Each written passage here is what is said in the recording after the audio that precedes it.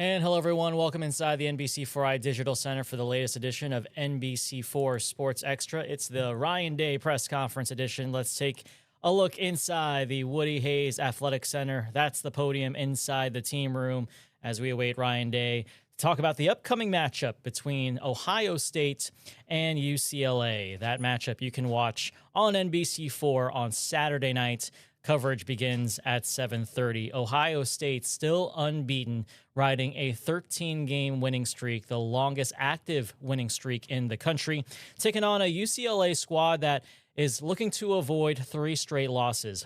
We'll talk a bit about UCLA in just a moment, but while we have a moment, let's go ahead and take a look at some of the game notes as we await Ryan Day to get to the podium.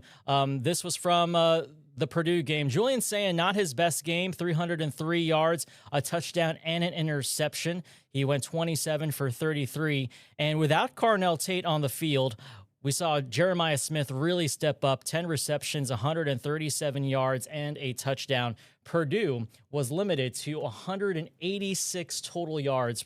Pretty impressive, as we saw another great performance by the Ohio State defense, still the best scoring defense in the country. And Ohio State really able to limit the possession of the ball. Ohio State had the ball 40 minutes, twice as long as Purdue had it. The Boilermakers only had it for 20 minutes. So with that, let's, again, take a look at the podium inside the Woody Hayes Athletic Center as we await Ryan Day. We assume that we will be getting a lot of questions about Carnell Tate. Tate, who did not take the field on Saturday in West Lafayette, Indiana. He was not listed on the injury report prior to that game. However, we noticed that the wide receiver was not on the field for the first 3 drives, and we noticed something was up. So let's go to Ryan Day. He's at the podium right now. We'll go all the way to the center, very back there. Dan, we'll let him work. Ryan, Nico, you played against him last year when he was at Tennessee. Are you able to take anything away from that, or is it a new evaluation when he's on a new team? Well, we evaluate everything, but I can tell you that he's a tough player. He played tough in the playoff game here, and I'm watching him play the last few weeks, and man, he's physical. He runs hard. He takes some shots, and he keeps coming back. And he's a competitor, man. I got a lot of respect for him as a player. He throws, he's got a strong arm, and he's been doing a lot for his team. And you watch him on the field, he's a warrior. So we'll take all that into consideration, just and look at everything. But we know this is a great challenge for our team, and it starts with him. Ryan, lots of things happening on the recruiting side of things. It seems like maybe there's been a change of philosophy as far as the size of this 26 class in the last month or so. Can you just speak to what really is motivating that now, with, 25 commits and a handful of guys still out there? Like, how high do you see this going, and what is the driving force behind that? Well, we're trying to make sure that we're in a good place, obviously, with our roster as we head into December. And then you have the portal, and with that, there's a lot of challenges, as you know. You have retention, and then you have guys who are at other schools, and we want to make sure that we're continually recruiting high school players that we can develop. And there's a little bit based on how far we go this season and what happens, that will adjust sort of how we ended up getting to our number at the end of the year. But we want to make sure that we're flush at all areas, and that's at the high end, in terms of like the starters and the older guys, and then certainly with the young guys as we're developing them. So we want to make sure that the way that we're building the roster is the right way, and a lot of it has to do with the high school guys coming in. So we're trying to project it the best we can, but obviously it's floating around and it's a moving target. Related to the one portal window, maybe like kind of requiring you to add more in high school ranks? Yeah, I think that's the case, because you can't be short. And I've said it before. I mean, whoever plays past when the portal closes, late into the season, is going to really be at a disadvantage, because there's no way to replace those guys once the 5-day window opens after the final game. So, we all have to make sure that we're not short. That's our job. So we're going to make sure that we're in good shape here and we're flush. Second row, middle, Stephen Means. Right, first of all, any update on Josh, but then also a lot of different guys got a chance to play at that guard spot between Gabe and Ethan, maybe who we haven't seen. And I know when you guys first got him, there was an idea of what he was projected to be, and that hasn't necessarily worked out here. Just an update on where his development is, and maybe is he an option along with Josh to be a guy at that right guard spot? Yeah, he's an option. He played in the game. I thought he had some good movement in the run game and did some good things. So we'll see how this week goes. But we're going to keep pushing the envelope on it and keep grinding on it. But he did have some good snaps in that game, and hopefully we can get him to play at a certain level that we need him to play in order to finish the season the way we want to. Josh, we're expecting a full week from Josh. We'll see how today goes. But he and Phil both, we'll kind of see as the week goes on, but we're expecting a full week of work out of those guys. Right. I think there was a notion that in June with recruiting, maybe things didn't pop quite the way people were hoping they would in terms of commitments. Now that is happening. Is there anything you feel like you guys have a better grasp on now than you did then that's allowing that to happen? Or is there anything strategic about not taking guys in the summer and kind of taking them now? Yeah, I think it's a little bit of a philosophy. Not that we're not trying to get good players, but I think a couple things come into play. One, there's going to be changes in college football year in and year out. That's the first thing, based on how guys play, based on coaching staffs, based on a lot of things. The second part of it is the evaluation of their senior year. So when you take those two things into consideration, the projection was that last spring we were going to be a lot different place in November and December than we were in June. And I think the biggest part is we had more information about the players, because with the amount of resources that we're investing in these young men nowadays, you better be right. That's the most important thing. In the past, you could bring in whoever you wanted.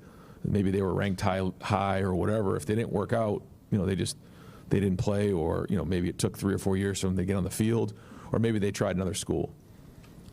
You can't have bad investments anymore. I mean, it's really important. This is critical decisions, and so we want to make sure that we're turning over every stone and making sure we're right in our decisions. Not that it's 100%, but we got to do our part and do our due diligence to make sure that when we evaluate these guys, we have all the information that we possibly can to do what's right. So by the university.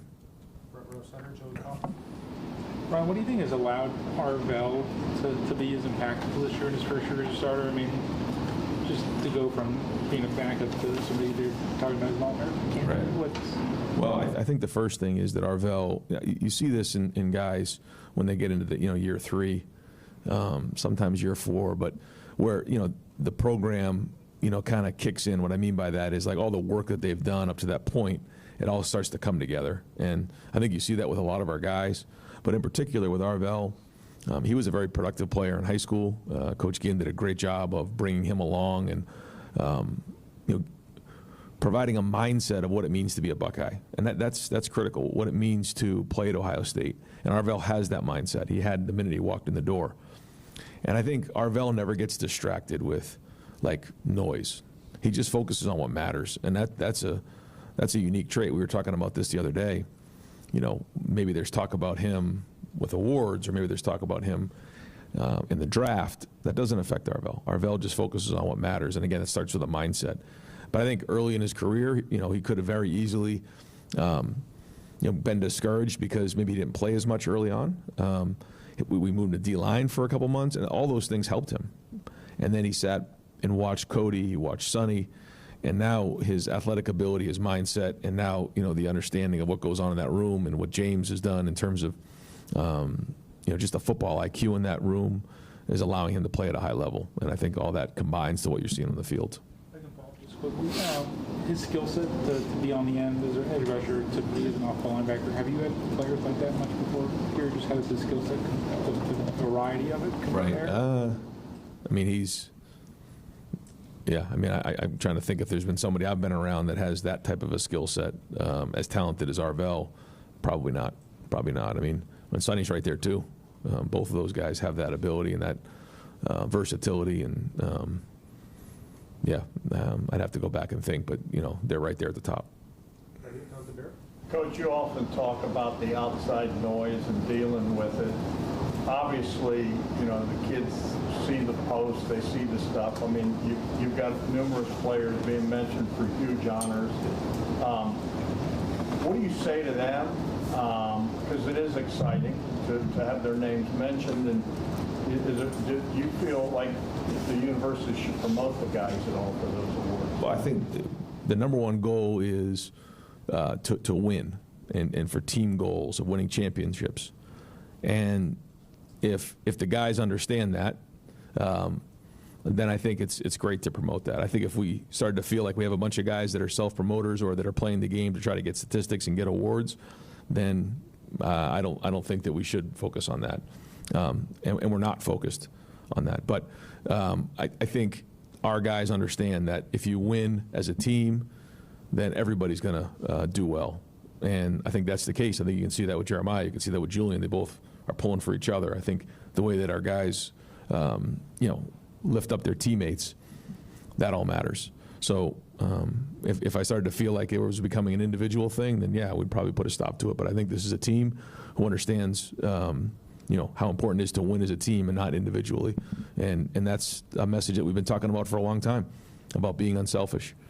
And the best team in the country is going to win. And once selfishness starts to kick in, that's players and coaches included, that's when we get distracted. And, obviously it's my job to keep a close eye on that.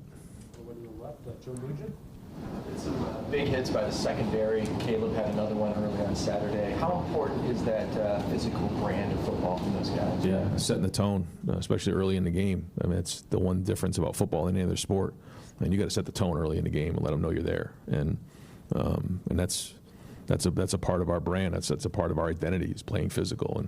And whether it's guys running and hitting, winning at the line of scrimmage, finishing guys downfield. That's what we want. We come in here on Sundays and watch the clips. I mean, those are the first ones that we show. Those are our culture clips. Starts in preseason, and it's got to go all the way throughout the season. Because if that's our identity, it's got to be that way every week. And so that's it. And this time of year, we got to be seeking contact. We got to be hunting it up. Ryan, when we talk about pace of play and the pace you guys go at, you're still extremely efficient on offense. Sometimes when you have a young quarterback or young backs, maybe that efficiency doesn't line up. What's been the key for those guys to still be able to play as efficient at that slow pace?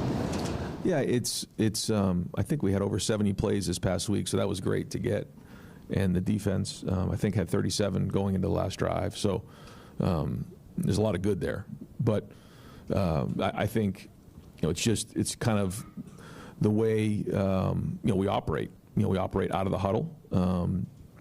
And I think when you look at it from the beginning of the season, you look at it from a 20,000-foot view, and you say, well, we can cut down on the number of plays to keep our team healthy and fresh towards the end of the season. That's important.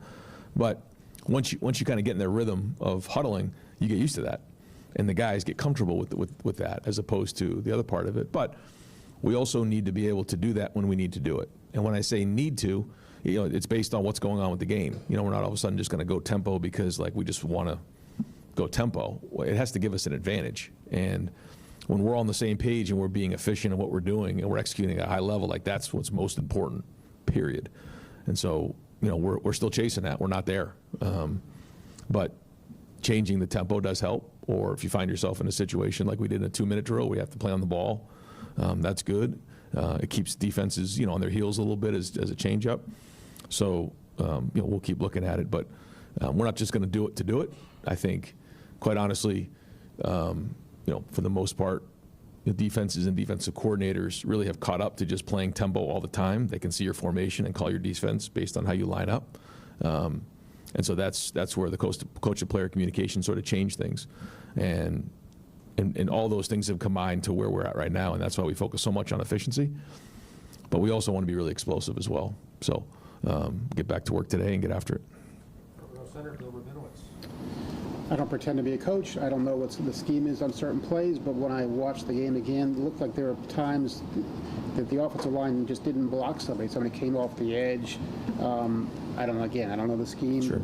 And there were times that they just didn't get pushed. What's your kind of analysis or evaluation of the offensive line at this point? Yeah, good question. I think there's two plays in particular where we had a free runner, and Bo man, what two great runs he had on third down, man. The first one was what we call free safety mix. So the will blitz and the free safety came into the B gap. We had, David in there tight. He usually handles any fourth defender over here.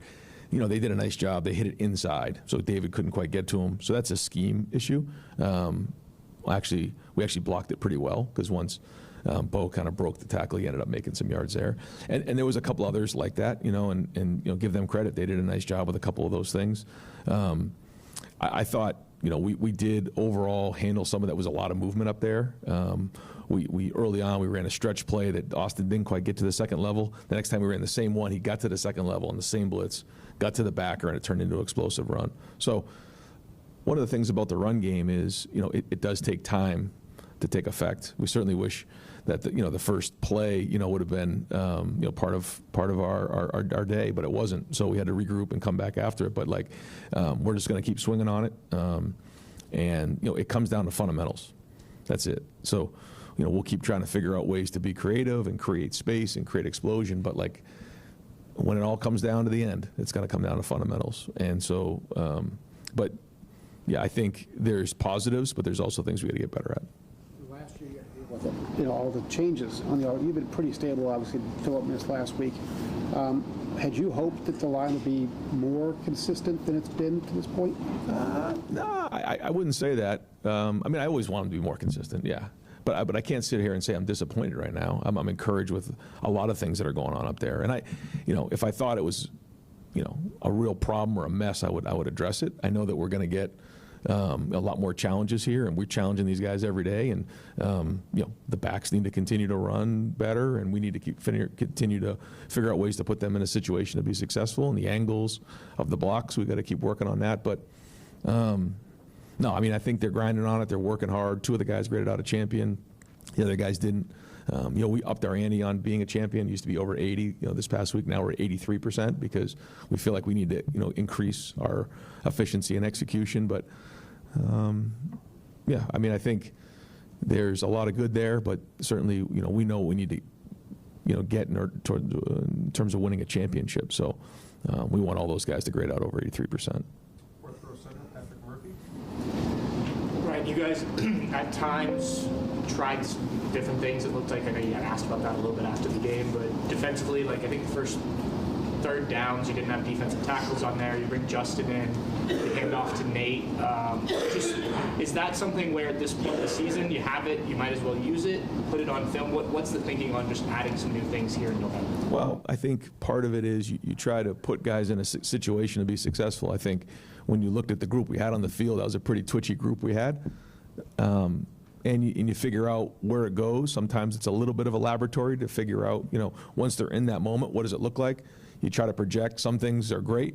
I thought our package with Lincoln was well thought out, and what went on with that.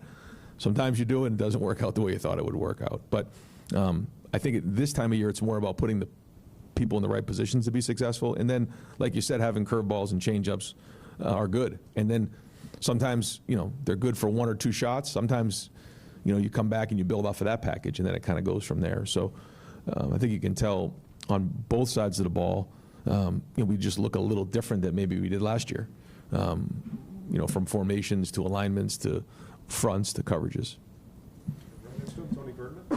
Right, the running game takes a while over the course of a game, also over the course of the season. Looks like you've got 4 running backs right now that are running with energy and will. Are you seeing that same thing? And if that continues, do you need to pare it down? Well, I think they all. CJ's the most veteran there. The other guys Bo didn't actually didn't play a whole bunch of running back actually in high school, and then he got hurt late in the season. So he hasn't played a ton of football. Isaiah West was injured his senior year. James didn't really get a lot of carries last year, so the same thing with him his senior year. And so these guys haven't played a lot of football. So the more carries we can get them, the more we can get them into the game, the better. The good news is, to your point, that we have 4 of them, where there's been seasons where we've had 2 and then one of them gets hurt, and it's a scramble. So I think we've done a good job of that. And the more they play, the more they're getting comfortable. And I thought that group took a step, even though maybe it only looked like a little step to everybody. There was a lot of things that I saw they took a step on. I thought the 2 runs by Bo and the short yardage situations were excellent. I mean, that was a free guy in the hole. But that's how Quinshawn looked last year, some of the explosive runs that we got with Trey last year, it was good to see Bo hit one. We had to get called back, but that's what we're looking for. And then obviously in pass protection, I thought CJ did a nice job picking up a couple blitzes. So, but that's it, man. When you have a young room like that, you got to keep getting them out there, getting experience, and then got to keep growing and not make the same mistake over and over again. So, and then trying to identify are there schemes that they do better in than others, and that's the day-to-day grind we're on. Ryan, I know you don't like to single guys out and leave somebody out of the conversation, but with all the rotation and different reps that young guys got last week, is there anyone that comes to mind immediately for you that exceeded what you thought they might provide on Saturday, and how that might be different down the stretch for them now? Yeah, not so much. I think some of the guys maybe that hadn't played as much, maybe like some of the non-starters. Like I thought Peyton Pierce was excellent in the game. He's playing well in special teams. This is a guy who was a high school wrestler and just really has taken the next step, I think, and is a productive player for us. As you guys can see, diagnosis plays well. Really serious about his business. Tough guy, really smart. I thought Bryson Rodgers played well, and we need some guys to step up at receiver, and so really good to see him. He made some nice blocks. He made a couple nice catches. So hopefully that can build him some momentum and him some confidence moving forward. In terms of other young guys, it was good to see Ian Moore in his first start play well. I mean, when you don't notice somebody, that's a good sign of tackle. And we didn't really notice Ian too much. And a lot of good. I think. Full disclosure, he's so used to practicing. I think that there were times where at the last 10 to 20% of the play, he's kind of programmed to sort of shut it down, where you got to play the whole play. But like overall, it's a heck of a start. And so hopefully, again, that's another guy that now can build some confidence. I guess probably those are the guys that stuck out. Yeah, that's probably it. Third row, Spencer Holbrook. Ryan, at defensive tackle, first of all, is Taiwan on track to get back into action after this week? And then Edric got the start. What did you think of Edric, his first start in a while? And also, it looked like Jason Moore at the end of the game had some good reps. Yeah. Do you see that as like an option to start to maybe get some reps here? I would love to, yeah. And it was good to see him flash. Now he needs to be more consistent. You're talking about Jason Moore, somebody who, again, is another guy that we'd love to see take the next step. He can do it. You've seen him do it physically. Now can he consistently do it, which is what I think Edric has now, kind of learned to do. Maybe not as much drama, just going out there and playing and playing the next snap. And that's the sign of his maturity, This is a guy who just lights up a room when he walks in a room. Edric is a great young man. He's got a lot of talent, and he's learning how this all works. And once he made the transition inside, what that comes with, and he's had ups and downs a little bit this year. But like you're starting to see him play his best football, and I think the maturity and the preparation of what he's doing is paying off. And I think he's going to be a big player for us. And then in Taiwan, yeah, we felt like it was just could he have played? Yes, but we decided to hold him. Yeah, so we're expecting a full week of work out of him, too. Over here, the head of the game. You talk about how you and Julian, when he comes off the field, you have good conversations about what he sees. I'm curious how you've seen that grow over, what's now been 9 games of his career. And then off the field, once you get back and watch the film, how has he been able to diagnose areas that he could step up? I think once you start playing games with somebody and you spend more time with them and you see him on the field, you give him the benefit of the doubt. In terms of what he's thinking, and he's not quite there yet, but like I understand now that like he is putting the preparation in. I kind of understand how his mind works, and there's certain times where you gotta bark at him to make sure that he's locked in. You know what I mean, as a young player, but like I see a guy who is locked in a lot, so like we're kind of over that stage, and now it's more about the football. and what he's seeing, the decisions he's making, and the preparation, and making sure that he's focused and locked in and concentrating on each situation and what comes with it. And as the scheme continues to increase week in and week out, how important every single play is. So, and then just what it takes to execute each play and making great decisions. And then having the toughness to lead the team as we, get into these bigger games as the season, comes to an end. So, that's kind of where we are, and he's doing great in terms of his preparation and his mindset. It might seem a little silly, but do you want him to have the confidence to sometimes make the throws? I know it was an interception against Purdue, but where he feels he can fit things into tight windows, or do you want him to take a step back at times as a young quarterback? I think that's the art of playing quarterback, and if you could tell somebody that, it'd be a lot easier. It's just there's so many moving parts, and after playing the position, I understand, and just that, if you're talking about that one play in particular, in that situation, we had a 17-play drive, and they're dropping 8. There's really no room in there. You probably got to check the ball down or run, and maybe we play 4th down, or maybe we kick the field goal. But there's just so many bodies in the end zone when it's a 3-man rush that gets really hard. And if you're going to make that throw, it's got to be really tall, top shelf, where only he can catch it. But those are the things that it's so hard to replicate, and you got to learn. But he knew it. The minute he knew it, he came right over, and that wasn't a situation where you start barking at somebody. You just because he knows nobody want to take care of the ball better than him in that moment. So, but then if you overdo it, then all of a sudden guys get paralyzed. They don't let it rip. So you got to let it rip, man. And every once in a while, bad things are going to happen. You got to come back from it. And I think to his credit, he's kind of always stayed even keeled in that area. So again, bigger challenges ahead, but that's kind of where he's at. Ryan, going back to the right guard spots, as you're looking for consistency there, how close is Josh, I guess, assuming his health, how close is he to earning a start in that spot or getting consecutive drives to see what that looks like for him? Yeah, I think right now, where we stand right now, it's we're going to kind of split the duty up there. But who knows? That might change later today. Josh has got to get healthy. We'll see how Ethan does today. But that's kind of where we kind of feel like we are right now. And we feel like splitting the reps can help them, all those guys, become more efficient. But we're going to keep evaluating, keep pushing on it, and see where we go. And a big part of it is how healthy Josh is. Clarification. You were talking about the offensive line play earlier. You mentioned David. Who were you talking about there? No, David Adolph. He was at the receiver position for that play. Yeah. All right, we'll do 2 more. We'll go right behind him to Andrew Gillis.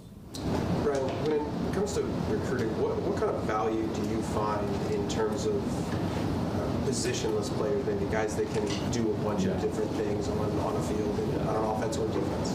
That's another thing. I think that is not to give away trade secrets, but I think nowadays, if you're just a one position only guy, you better be elite.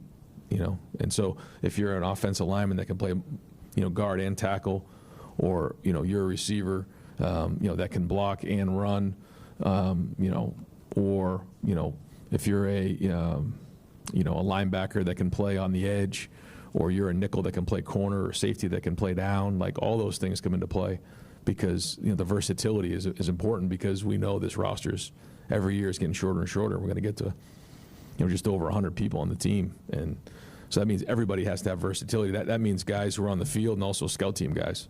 So anybody that we're bringing into the program, we want to have some versatility. I think you can see by maybe some of the guys that we're adding to the roster here, even over the last month. They can do multiple things, and I think that's important. Guys like Xavier Johnson. Think about how many roles he played. A guy like Mitch Rossi. These guys, they became very important in those seasons because they could do multiple things. And so the more guys like that we can have in the program, I think the better off we're going to be.